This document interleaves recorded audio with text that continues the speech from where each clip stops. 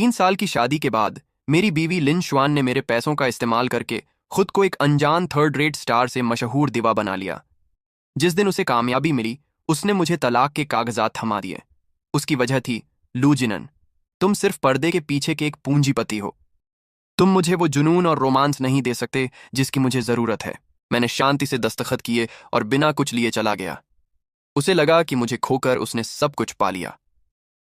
अगले दिन उस मीडिया ग्रुप की पहली हाई लेवल मीटिंग में, जो मैंने हाल ही में खरीदा था, मैं प्रेसिडेंट की कुर्सी पर बैठा था। मैंने देखा कि वो ग्रुप की नई कॉन्ट्रैक्ट स्टार बनकर अपने एजेंट के साथ आई और झुककर सलाम किया। जब उसने ऊपर देखा और प्रेसिडेंट की सीट पर अपने उस एक्स हस्बैंड को पाया जिसके बारे में उसे लगता था कि उसके पास अब कुछ नहीं है, तो उसके खूबसूरत चेहरे पर जो भाव आए वो काबिल ए दीद थे। हाँ, बिल्कुल शानदार। लिन श्वेन के चेहरे पर हैरानी, डर, बेयकीनी और अविश्वास का मिला जुला भाव था। उसकी वो घमंडी काबिलियत जिससे वो अपने भाव छुपाती थी, उसी पल पूरी तरह बिखर गई। उसके साथ हांगजी थी, जो इंडस्ट्री में स्टार एजेंट के नाम से मशहूर थी। हांगजी को भी इस सीन की उम्मीद नहीं थी, लेकिन उसका तजुर्बा लिन श्वान से कहीं ज्यादा था। उसने आधे सेकंड भी नहीं लिया और फौरन एक प्रोफेशनल मुस्कान के साथ और भी झुककर बोली, सर लू, सुप्रभात। मैं हैंग फेन हूं, लिन श्वेन की एजेंट। आगे भी आपके सहयोग की उम्मीद रखती हूं। लिन श्वेन, जल्दी से सर लू को सलाम करो। उसने चुपके से उसकी बांह चुटकी ली। लिन श्वेन होश में आई। उसका पूरा बदन कांप उठा, चेहरे का रंग उड़ गया, होंठ थरथराए, लेकिन मुंह से एक भी लफ्ज न निकला। मैं प्रेसिडेंट की बड़ी कुर्सी पर टेक लगाकर बैठा और कभी कभी मेज की चिकनी सतह पर उंगलियों से थपथपाता रहा, जिससे एक धीमी और लयबद्ध आवाज आती थी। वो आवाज मीटिंग रूम की मुर्दा खामोशी में लिन श्वेन के दिल पर हथौड़े की तरह गिर रही थी। मैंने उदासीन लहजे में कहा, सुश्री हान, इतनी तकल्लुफ की जरूरत नहीं। लेकिन मेरी नजर उसे पार करके लिन श्वेन के पीले पड़ते चेहरे पर टिक गई। यही वो नई स्टार है जिसे हमारे ग्रुप ने भारी कीमत पर साइन किया है। मेरा लहजा बिल्कुल सपाट और बेजबात था, जैसे कोई किसी प्रोडक्ट को परख रहा हो। हैंग ने जल्दी से सिर हिलाया। जी सर लू, लिन श्वेन की काबिलियत। मैंने हाथ उठाकर उसे रोका और अभी भी लिन श्वेन को देखते हुए बोला, मैं तुमसे नहीं पूछ रहा था। हैंग जी की मुस्कान चेहरे पर जम गई और उसने बेआरामी से मुंह बंद कर लिया। मीटिंग रूम में मौजूद ग्रुप के बड़े अफसर एक दूसरे को देखने लगे और खुद को दीवार का हिस्सा बनाने की कोशिश करने लगे, लेकिन उनके खड़े कान उनकी चटपटी उत्सुकता को छुपा नहीं पा रहे थे। सारी नजरें लिन श्वेन पर आ टिकीं। आखिरकार उसकी आवाज लौटी, कांपती हुई और बेमन से, सर लू। मैंने आखिरी आवाज को खींचते हुए थोड़ा आगे झुककर उसे एक पैनी और दबाव भरी नजर से देखा। सुश्री लिन श्वेन, है ना? मुझे याद है। आखिरकार आप जैसे लोग जो नदी पार करते ही पुल जला देते हैं, इतनी जल्दी और इतनी बेरहमी से वो कम ही देखने को मिलते हैं। पुल जलाने वाले ये अल्फाज मैंने बहुत धीरे और बहुत साफ कहे। लिन श्वेन का चेहरा फौरन स्वर के जिगर जैसा बदरंग हो गया। उसकी आंखों में जिल्लत, गुस्सा और डर आपस में उलझ गए। कल तक वो मेरे सामने अकड़ कर कह रही थी, हम एक दुनिया के नहीं हैं, और आज उसे यहां एक मातहत की तरह मेरा फैसला सुनना पड़ रहा था। सर लू, मुझे लगता है कोई गलत फहमी हो गई है। लिन श्वेन ने गहरी सांस लेते हुए कहा और खुद को संभालने की कोशिश की। वो थोड़ी इज्जत बचाना चाहती थी। शायद उसे लगा कि मैं हमारे 3 साल के निकाह को याद करके उसे सबके सामने शर्मिंदा नहीं करूंगा। वो गलत थी। मैंने एक हल्की सी मगर तिरस्कार भरी हंसी छोड़ी, ज्यादा जोर से नहीं, लेकिन इतनी कि पूरे कमरे ने सुन ली। गलतफहमी, सुश्री लिन श्वेन? आपका मतलब है इस बात की गलतफहमी कि कल आपने मुझसे तलाक लिया और आज आप मेरी कंपनी की आर्टिस्ट हैं?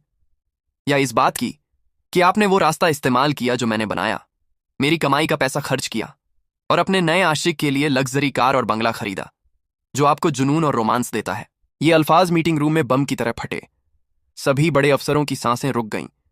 लिन श्वेन को देखने वाली नजरें फौरन मामूली उत्सुकता से बदलकर हिकारत और मजाक में बदल गईं। लिन श्वेन का बदन जोर से हिला, वो लगभग गिर ही पड़ी। उसका सबसे बड़ा राज, जो उसे यकीन था कि मुझे कभी पता नहीं चलेगा, उसका छुपा हुआ पत्ता यूं बेतकल्लुफी से सबके सामने उजागर हो गया। उसने पहली बार मुझे सच्चे डर से देखा। आखिरकार उसे एहसास हुआ कि ये मर्द, वो पर्दे के पीछे का सरमाया जिसे वो कभी तुच्छ समझती थी, उसकी मर्जी का खिलौना नहीं था। वो अभी भी कमजोर बहाना बनाने की कोशिश कर रही थी। मैंने मेज से एक दस्तावेज उठाया और बेपरवाही से पलटा। तुम्हारे नए आशिक का नाम सेनलन है ना? वेंचर कैपिटल का नया बड़ा खिलाड़ी, टियनलन कैपिटल का फाउंडर। 1 महीने पहले मेरी पीठ पीछे तुमने हमारे मैरिटल अकाउंट से 20 लाख निकालकर उसके लिए रोल्स रॉयस फैंटम खरीदी। 2 हफ्ते पहले मेरे नाम को गारंटी के तौर पर इस्तेमाल करके 3 करोड़ का कर्ज लिया और युनदिन में उसके नाम पर एक विला खरीदा। हर अल्फाज के साथ लिन शुआन का चेहरा एक शेड और पीला होता गया। आखिर में मैंने दस्तावेज को मेज पर जोर से पटका, सीधा बैठा और उस पर नजर गड़ाई जैसे चाकू चुभो रहा हूं। लिन शुआन, क्या मुझे स्क्रीन पर ट्रांसफर के रिकॉर्ड, गाड़ी का कॉन्ट्रैक्ट और प्रॉपर्टी के कागजात सबके सामने दिखाने चाहिए? मीटिंग रूम में सांस लेने की आवाज भी गायब हो गई। वो वहां एक बेजान मूर्ति की तरह डगमगा रही थी। उसने कभी नहीं सोचा था कि मुझे पता होगा, और इससे भी कम कि मेरे पास इतने पक्के सबूत होंगे। 3 साल की शादी। मुझे लगा मैं पत्थर को गर्म कर रहा हूं, लेकिन आखिर में पता चला वो जहरीली बर्फ थी। जिसे मैं प्यार समझता था वो उसका बुना हुआ झूठ था, और झूठ का एक दिन पर्दा उठता ही है। आज सिर्फ शुरुआत है। मैंने उसे हारते हुए देखा। मेरे दिल में जरा भी जज्बात नहीं थे, बस ठंडक थी। अब मेरी आवाज वापस शांत हो गई, लेकिन उसमें एक ऐसा लहजा था जिसे टाला नहीं जा सकता था। अब काम की बात करते हैं। आज से प्रेसिडेंट का स्पेशल असिस्टेंट ऑफिस बनाया जा रहा है। सुश्री लिन शुआन, चूंकि आप मेरी निजी पसंद और जिंदगी के तौर तरीकों को बखूबी जानती हैं, इसलिए प्रेसिडेंट की फर्स्ट सेक्रेटरी का पद आप संभालेंगी। आप मेरा पूरा रोजाना का शेड्यूल, मीटिंग्स का इंतजाम, चाय परोसना और मेरा दफ्तर साफ करना संभालेंगी। मासिक तनख्वाह एक इंटर्न जितनी होगी, 3,000। कोई एतराज? लिन शुआन ने एकदम से सिर उठाया। उसकी आंखें जिल्लत और विरोध से भरी थीं। लुजिनन, तुम मेरे साथ ऐसा नहीं कर सकते, वो बेकाबू होकर चिल्लाई। मैंने उसे ठंडी नजर से देखा। पहली बात, कंपनी में मुझे सर लू कहिए।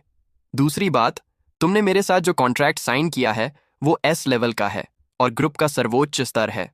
पेनल्टी 50 करोड़ है। चाहो तो मना कर सकती हो। अभी फाइनेंस जाओ, जुर्माना भरो और मेरी नजरों से दूर हो जाओ। 50 करोड़ की खगोलीय रकम सुनकर लिन शुआन सन्न रह गई। उसे पता था पेनल्टी बड़ी है, लेकिन इतनी बड़ी नहीं सोची थी। ये तो उसके लिए बनाया हुआ पिंजरा था। अब उसे समझ आया कि जिस लम्हे उसने मुझे धोखा देने का फैसला किया, वो उसी पल पूरी तरह हार चुकी थी। मैंने उसके चेहरे पर बेबसी देखी और एक लहर खुशी की महसूस की। क्या हुआ? नहीं चाहिए? कोई बात नहीं, अभी लीगल डिपार्टमेंट को बुलाता हूं, वो तुमसे बात करें।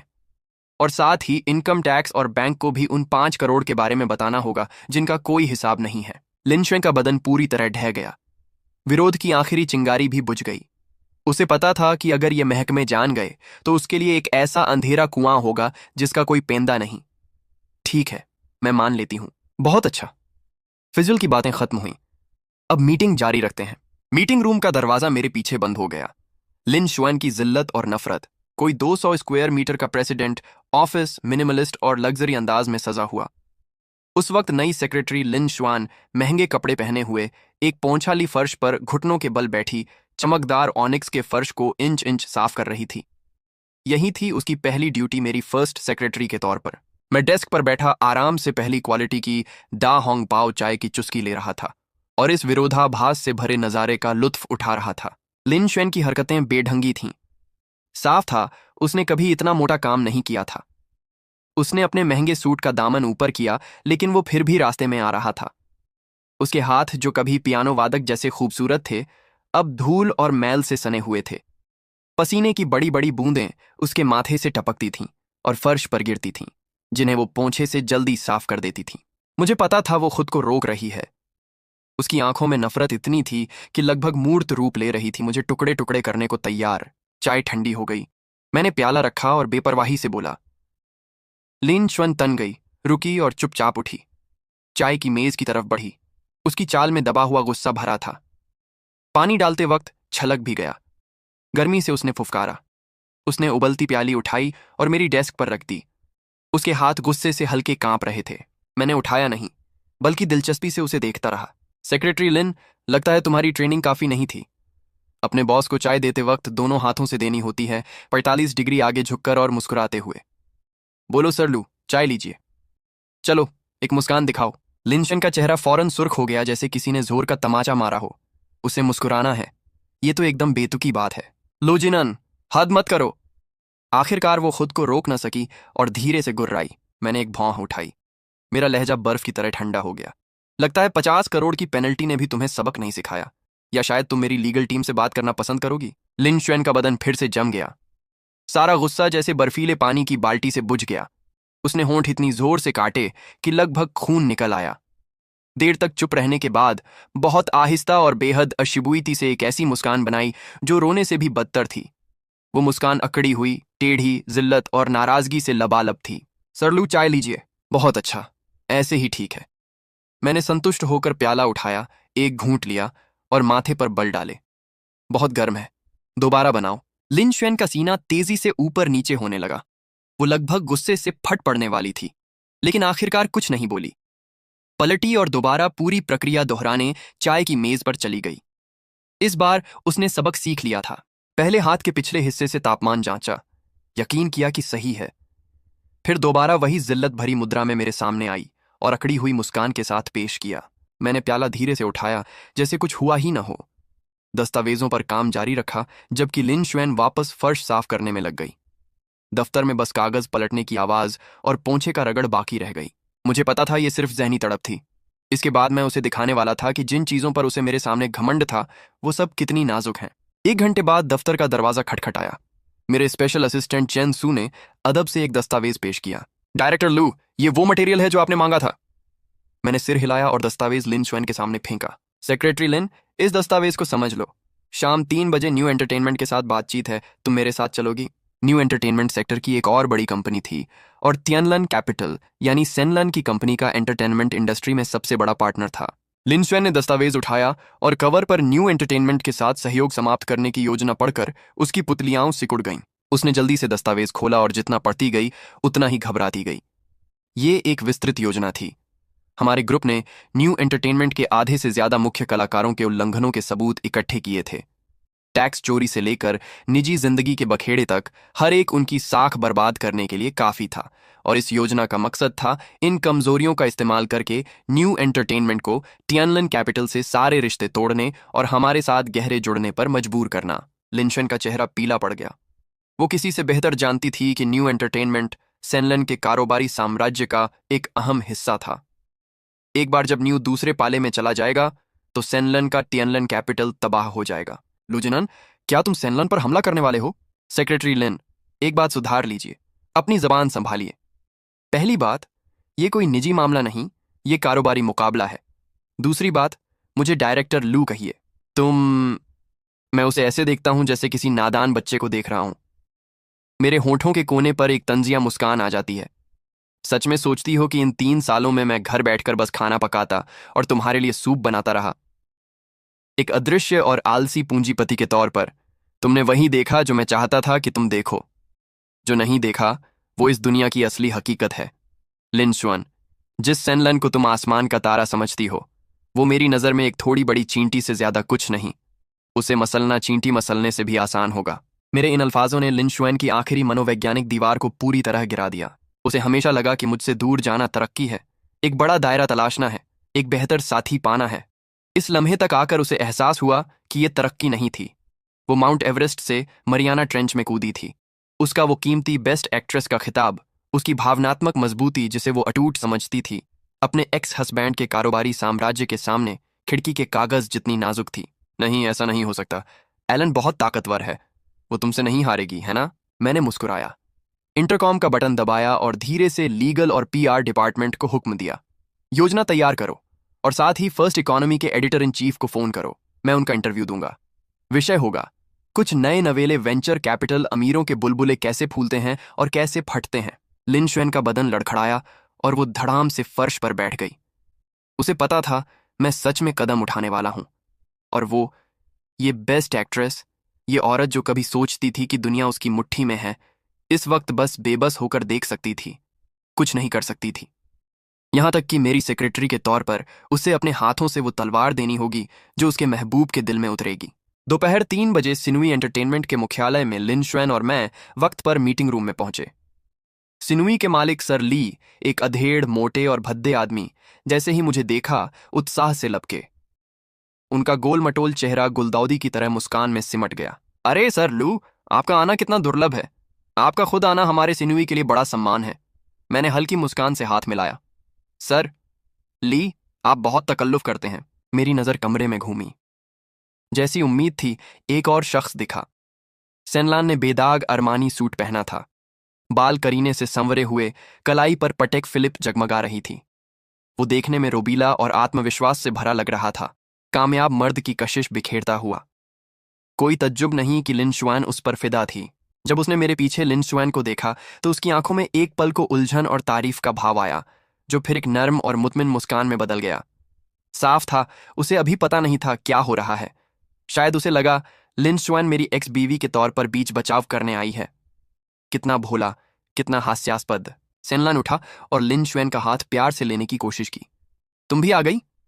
मैंने तो कहा था घर पर अच्छे से आराम करो। लिन शुआन का बदन अचानक सिकुड़ गया। उसने झट से उसका स्पर्श टाला। उसका चेहरा पीला था, सिर झुका हुआ।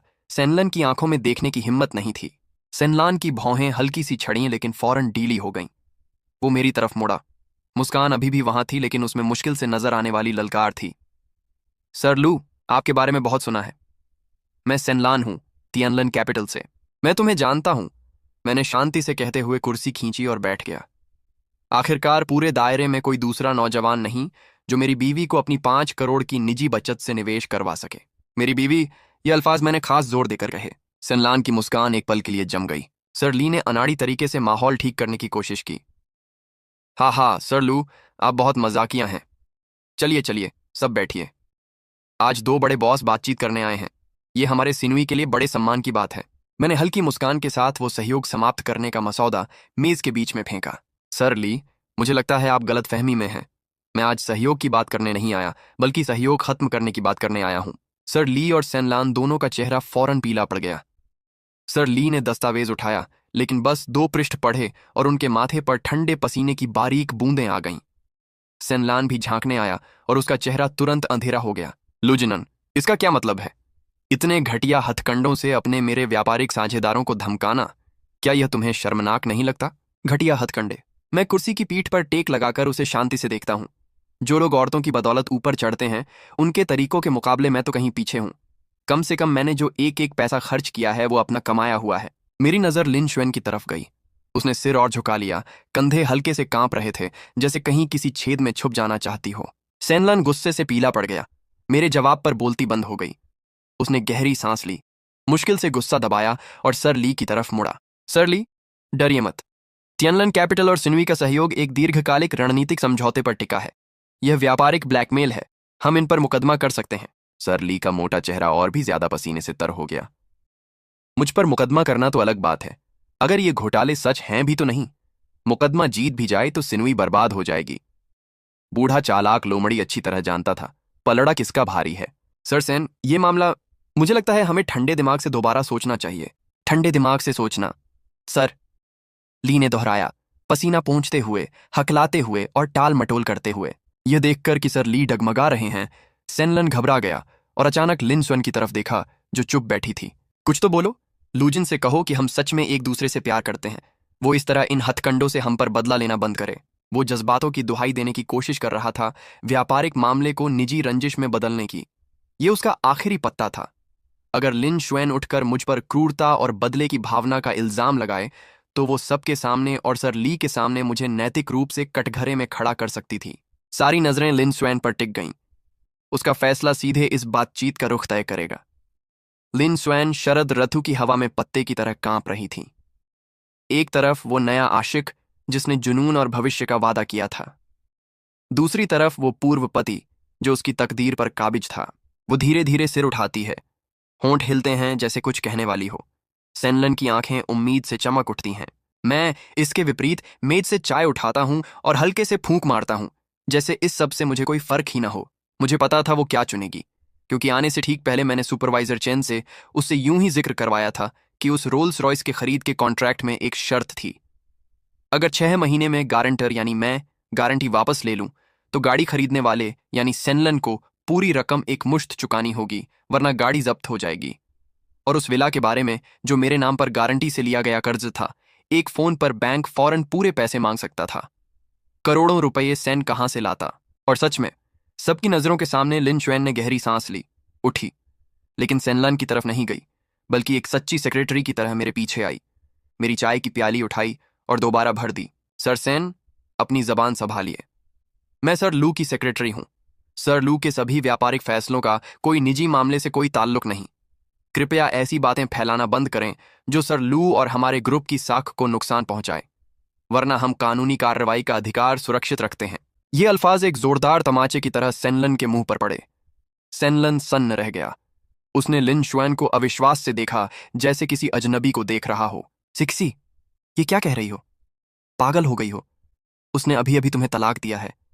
वो तुम्हें जलील कर रहा है। लिन शुआन का प्याली थामे हाथ हल्के से कांपा, लेकिन उसने सेनलन को नहीं देखा। बस सिर झुकाए प्याली में हिलती चाय को देखती रही। मैं दोहराती हूं, मुझे सेक्रेटरी लिन कहिए। मैं अपनी मौजूदा नौकरी से बहुत संतुष्ट हूं। कृपया मुझे परेशान करना बंद करें। यह कहकर उसने अदब से चाय की प्याली मेरे सामने रखी और पीछे हट गई। बिना एक लफ्ज के शिकार ने शिकारी के सामने हार मान ली थी। सेनलन का चेहरा सदमे से गुस्से में, फिर जिल्लत में और आखिर में राख जैसी सफेदी में बदल गया। उसे समझ आ गया। लिन शुआन ने उसे धोखा दिया था, ठीक वैसे ही जैसे उसने मुझे दिया था, बिना झिझक, ठंडे दिमाग से और पूरी तरह। बहुत अच्छा लिन शुआन, तुम भी बेरहम हो। लुजिनन, तुम भी निर्दयी हो।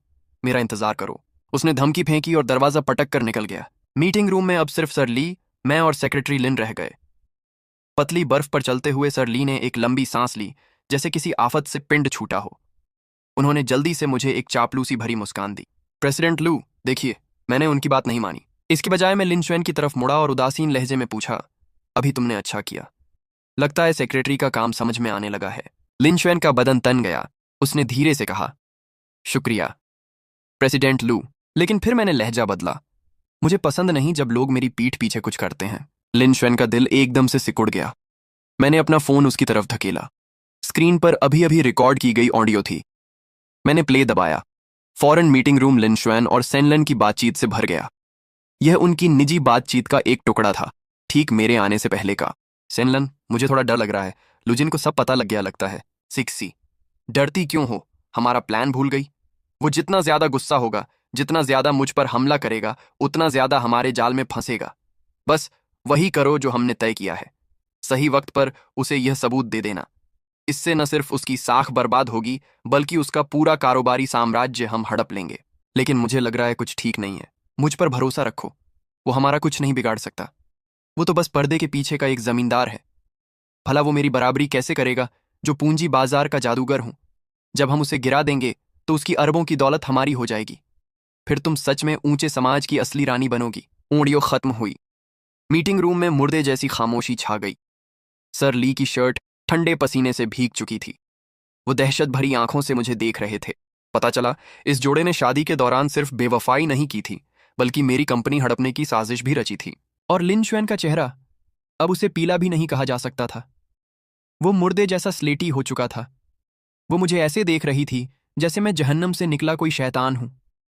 वो समझ नहीं पा रही थी कि उसकी और सेनलान की प्राइवेट कार में हुई बातचीत कैसे रिकॉर्ड हो गई।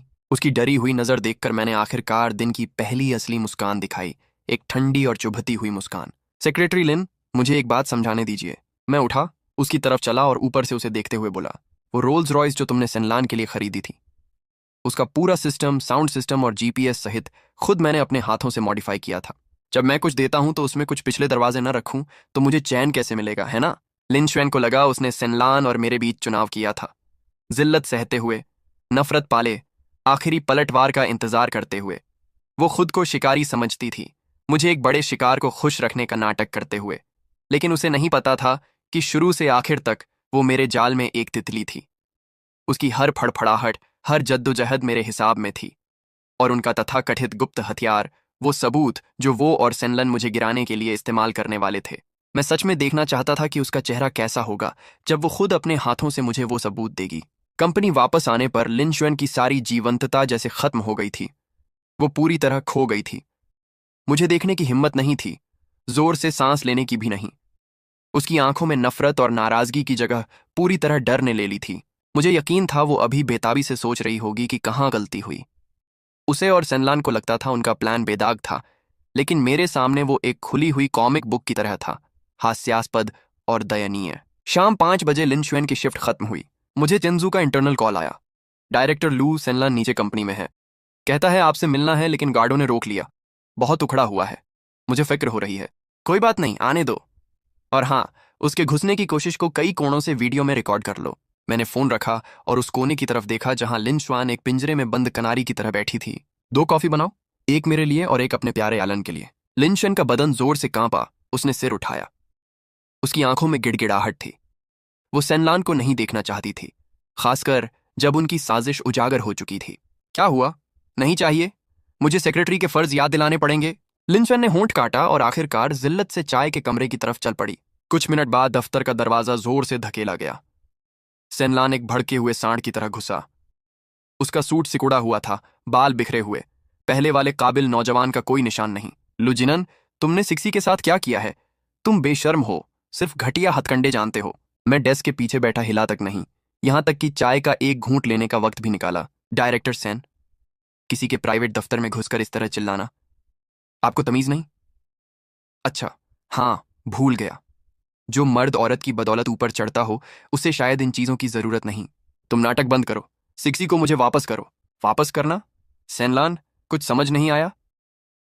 लिन शुआन मेरी कंपनी की मुलाजिम है और अभी अपनी ड्यूटी कर रही है। मैं अपनी मुलाजिम को तुम जैसे किसी अजनबी को क्यों वापस करूं? ये कहते हुए मैंने थोड़ी से चाय के कमरे की तरफ इशारा किया। सेनलान ने मेरी नजर का पीछा किया और ठीक उसी वक्त लिन शुआन को कॉफी लेकर निकलते देखा। लिन शुआन को देखकर सेनलान और भी बेकाबू हो गया। एक कदम आगे बढ़कर उसका हाथ पकड़ने लगा। लिन शुआन डर कर चिल्लाई, पीछे हट गई और दोनों गर्म कॉफी की प्यालियां हाथ से छूट गईं, सीधे सेनलान के महंगे अरमानी सूट पर जा गिरीं। आह! सेनलान दर्द से चिल्लाया, बेढंगे तरीके से उछला। ब्रांडेड सूट का अगला हिस्सा फौरन गहरी कॉफी से तर हो गया, एकदम बर्बाद। माफ करो एलन, जानबूझकर नहीं किया। लिन शुआन ने जल्दी जल्दी माफी मांगी, लेकिन उसकी आंखों में डर और दूरी थी। सेनलान ने उसे देखा, फिर मुझे, जो शांत बैठा था जैसे मछली पानी में हो। आखिरकार उसे सब समझ आ गया। उसके चेहरे पर एक कड़वी मुस्कान आई। बहुत अच्छे, लुजिनन, तुम सख्त हो। लिंशुअन, तुम भी जबरदस्त हो। पैसों के लिए कुछ भी कर सकती हो। लिंशुअन का चेहरा पीला पड़ गया, होंठ कांपे, लेकिन एक लफ्ज न निकला। सैनलान पूरी तरह हार मान चुका लगता था।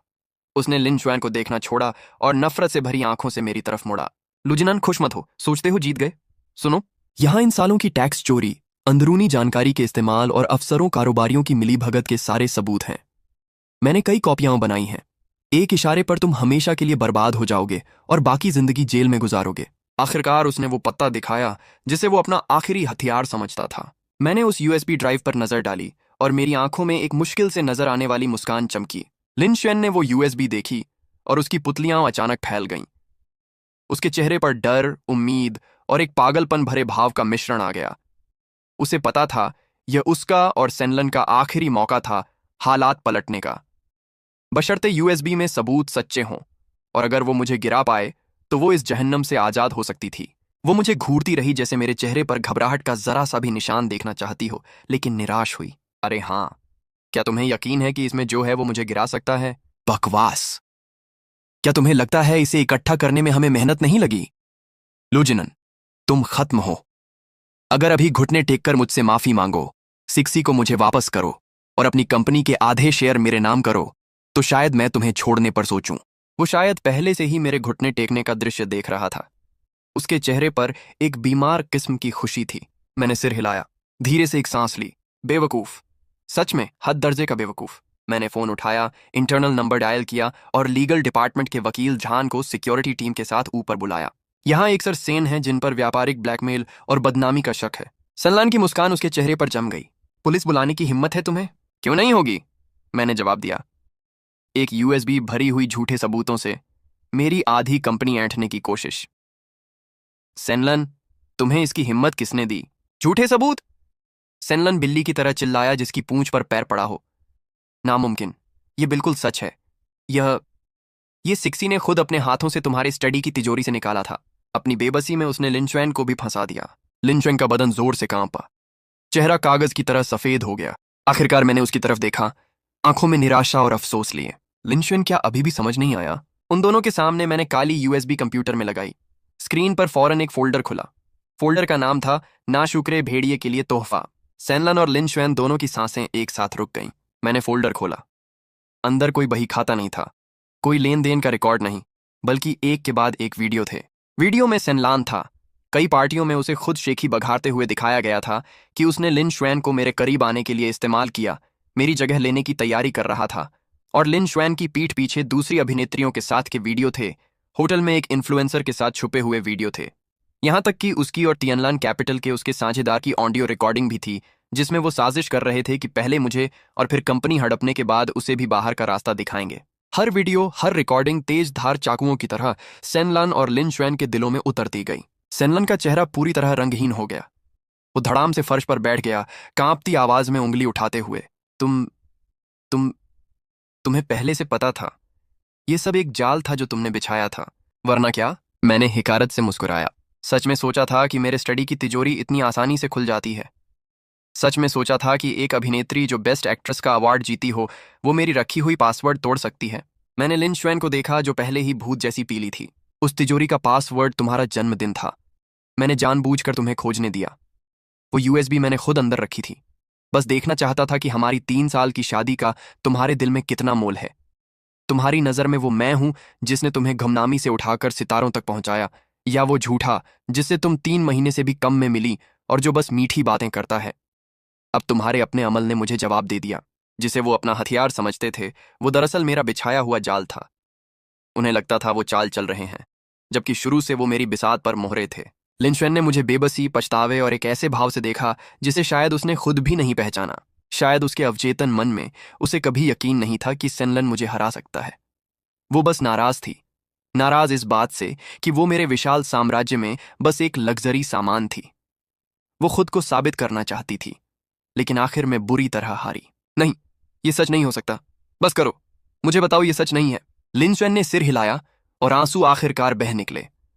वो सेनलान की तरफ मुड़ी, जो फर्श पर ढह गया था, जैसे अपनी आखिरी उम्मीद को थाम रही हो। सेनलान ने उसे देखने की भी जहमत नहीं उठाई। उसे पता था वो खत्म हो चुका है। इस आदमी के बेरहम जाल के नीचे उसके उठने का कोई रास्ता नहीं था। ठीक उसी वक्त दफ्तर का दरवाजा खुला। वकील जान 2 मोटे सिक्योरिटी गार्डों के साथ दाखिल हुए। सर लू, मैंने फर्श पर पड़े सेनलान और मेज पर रखी यूएसबी की तरफ इशारा किया। वकील जान, इस सर सेन ने इस यूएसबी से मुझे ब्लैकमेल करने की कोशिश की। इसका मजमून आपके काम आएगा। कैसे निपटना है बताने की जरूरत नहीं ना। वकील जान ने सेनलान को देखा, फिर यूएसबी का मजमून देखा और फौरन एक ठंडी पेशेवर मुस्कान दिखाई। सर लू, बेफिक्र रहिए। ब्लैकमेल, व्यापारिक बदनामी और व्यापारिक राजों की चोरी, रकम बड़ी है और हालात खास तौर पर संगीन हैं। सर सेन, आपका भविष्य सुरक्षित है। दोनों गार्ड आगे बढ़े और जैसे कोई चूजे को उठाए, उन्होंने हर उम्मीद से खाली सेनलान को उठा लिया। नहीं लुजिनन, तुम मेरे साथ ऐसा नहीं कर सकते। मैंने गलती की। सच में मैंने गलती की।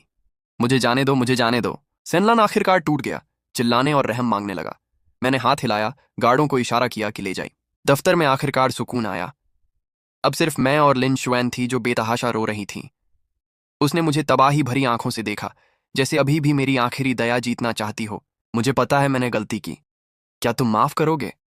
प्लीज, क्या हम दोबारा शादी कर सकते हैं? मैं ऐसा कभी नहीं करूंगी। जो कहोगे वो करूंगी। आखिरकार उसने मुझे नाम से पुकारा, लेकिन अब बहुत देर हो चुकी थी। मैं उसके पास गया। एक नर्म हरकत से उसके गालों के आंसू पहुंचे, लेकिन नजर बर्फ जैसी ठंडी थी। लिन श्वैन, तुम्हारी सबसे बड़ी गलती यह नहीं थी कि तुमने मुझे धोखा दिया, बल्कि यह थी कि तुमने खुद को बहुत ज्यादा अहमियत दे दी। सच में सोचती थी यह सब तुम्हारी वजह से था। मेरी आवाज बहुत नर्म थी, लेकिन हथौड़े की तरह सीधे उसके दिल पर लगी। वो सन्न रह गई। आंसुओं से भरी आंखों से मुझे देखती रही, समझ नहीं पाई मेरा मतलब क्या है। मेरे होंठों के कोने और ठंडे हो गए। सच बताता हूं, सेनलान से मेरी दुश्मनी 10 साल पुरानी है।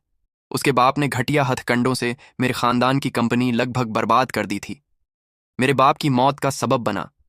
इन सालों में मैं छुप कर रहा, अपना कारोबारी साम्राज्य कदम कदम बनाया, उस पल का इंतजार करते हुए जब उसे और उसके पीछे की हर चीज को मिटा सकूं। और तुम, लिन श्वान, मेरी योजना में सबसे अहम और सबसे उपयोगी मोहरा थीं। मैंने तुम्हें मशहूर किया, तुम्हें एक मशहूर अभिनेत्री बनाया, सिर्फ इसलिए ताकि तुम सेनलान की नजर में आओ, ताकि वो सोचे कि तुम उसके लिए मेरे खिलाफ सबसे सटीक हथियार हो। तुम्हारी हर बेवफाई, हर चालाकी, सब मेरी स्क्रिप्ट में था। यहां तक कि जिसे तुम उसके साथ जुनून और मोहब्बत समझती थीं, वो भी मेरे मनोवैज्ञानिक सुझावों और इशारों से रचाई हुई थी। तो अब समझ आया? तुम नायिका नहीं हो, साइड किरदार भी नहीं। शुरू से आखिर तक तुम सिर्फ मेरे बदले की एक चीज थी। लिन श्वेन पूरी तरह पत्थर हो गई। चेहरे का रंग पल में उड़ गया, आंखों की आखिरी रोशनी बुझ गई। पश्चाताप, नाराजगी नहीं, ये एक ऐसी पूरी तबाही थी जो हड्डियों तक उतर गई थी। तो उसका वो आकर्षण जिस पर उसे नाज था, उसके वो फैसले जो उसे लगते थे अपने, वो मोहब्बत जिसके लिए उसने सब दांव पर लगाया, सब किसी और की बदले की योजना का हिस्सा था। जिस पल से वो मुझसे मिली, उसकी पूरी जिंदगी एक सोची समझी धोखेबाजी थी। वो हार गई थी। मोहब्बत गई, करियर गया, इज्जत गई, पूरी जिंदगी गई, सब कुछ चला गया। लिन शुएन खाली नजरों से फर्श पर बैठ गई। देर तक खामोश रहने के बाद उसके मुंह से एक ऐसी आवाज निकली जो न हंसी थी न रोना। एक चीज, मैं सिर्फ एक चीज थी, वो हंसी। लेकिन आंसू और तेज बह निकले। उसने सिर उठाया, पागलपन और बेबसी से भरी आंखों से मुझे देखा। लुजिनन, तुम सच में बेरहम हो।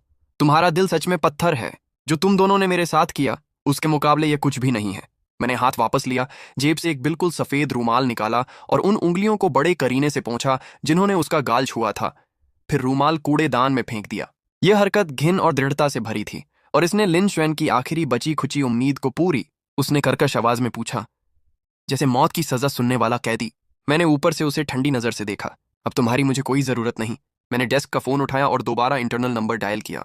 चंजू, पीआर और लीगल डिपार्टमेंट तैयार हो जाए। आधे घंटे में ग्रुप की वेबसाइट पर 2 बयान जारी होंगे।